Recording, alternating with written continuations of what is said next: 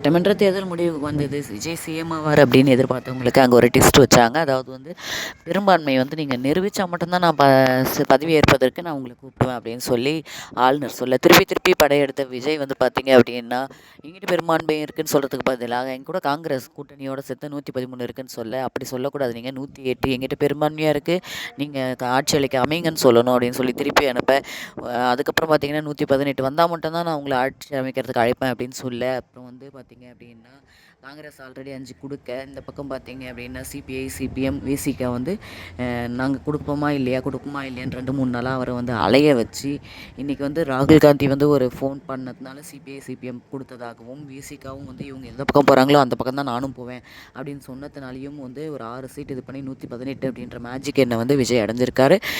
இது வந்து பார்த்துட்டு தான் ஆளுநர்கிட்ட போயிட்டு பேச போகிறாங்க. ஆனாலுமே அவர் சிஎம் ஆனாலுமே அடுத்து ஒரு சவால் இருக்குது, பெரிய சவால். அது என்னன்னு பார்த்தீங்கன்னா சட்டமன்றத்தில் வந்து அவருடைய பெரும்பான்மையை நிரூபிக்கணும் 15 நாளுக்குள்ளே. அன்றைக்கி வந்து யாராவது ஆப்சண்ட் ஆனாலோ அவருக்கு சப்போர்ட் பண்ணுவாங்க, அப்படி இல்லை இப்போ பண்ணவங்க எல்லாம் ஆதரவு மட்டும்தான் தரேன்னு சொல்லியிருக்காங்க, கூட்டணியில் இல்லைன்ற மாதிரி சொல்லியிருக்காங்க. அது வந்து அங்கே எடுப்படும், அங்கேயும் வந்து அதே மாதிரி இது பண்ணணும். அப்படி இல்லைனாலும் அவருடைய பெரும்பான்மையை வந்து நிரூபிக்க தவறியதால் அவருடைய ஆட்சி வந்து சஸ்பெண்ட் செய்யப்படலாம். ஸோ இந்த மாதிரி அடுத்தடுத்த சவால்கள் இருக்குது. ஆனால் எல்லாத்தையுமே இவர் வந்து ஃபேஸ் பண்ணுவார் அப்படின்ற மாதிரி தான் இருக்குது. ஆனால் அது போக போக தான் நமக்கு தெரிய வரும். அடுத்த அப்டேட் வரும். நம்ம சேனலை சப்ஸ்கிரைப் பண்ணுங்கள்.